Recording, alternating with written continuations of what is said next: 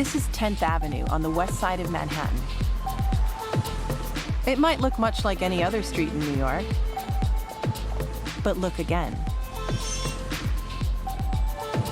Notice those train tracks above 10th Avenue? They're not part of New York's subway, and there's no train station nearby. So what are they doing here?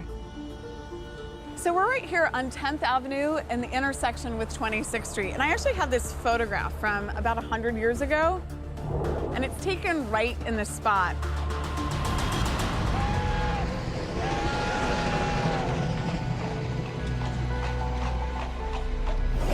And I think what's kind of cool is the first thing you notice in the photograph is that there's a train, like a freight railroad train, in the middle of the road.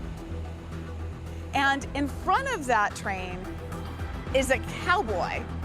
You don't really think about cowboys in New York City. Why is a cowboy riding in front of a train on 10th Avenue?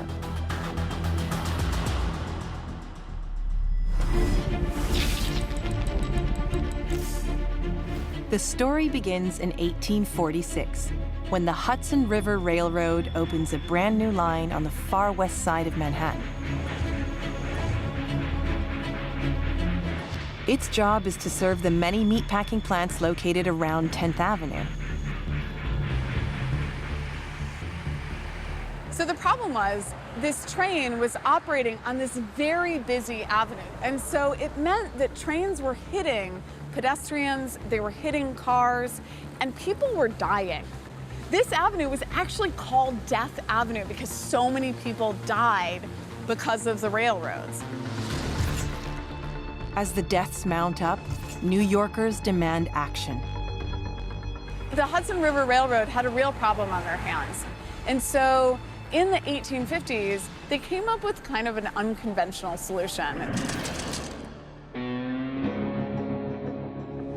Under orders from the city, they hired dozens of cowboys from cattle ranches out west to come to New York and ride in front of their trains.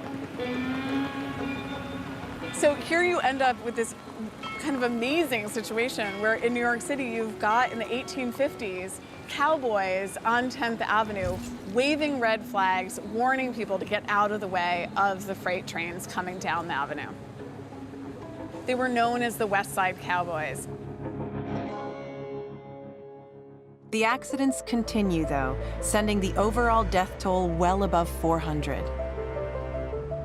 So eventually, in 1929, they decided that they were going to elevate the entire railroad up 30 feet in the air.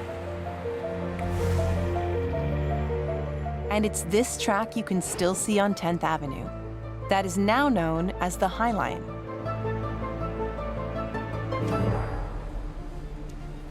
So in 1933, the High Line opens, 13 miles of elevated highway, 105 street crossings eliminated. This immediately solves the problem of pedestrians being killed, cars being hit. And puts the West Side Cowboys out of a job. The High Line was incredibly expensive and complicated to build. It cost about $2 billion in today's dollars. Over 600 buildings were destroyed. That meant people and businesses were displaced so that we could get this dangerous railroad off of ground level. But for the High Line and other elevated railroads like it, the writing is on the wall. When the High Line opens, it was already becoming economically obsolete. They spent all of that money to build something right at a moment in time when the country is shifting to the suburbs and shifting to interstate highways and tractor trailers as the means of distributing goods in the country.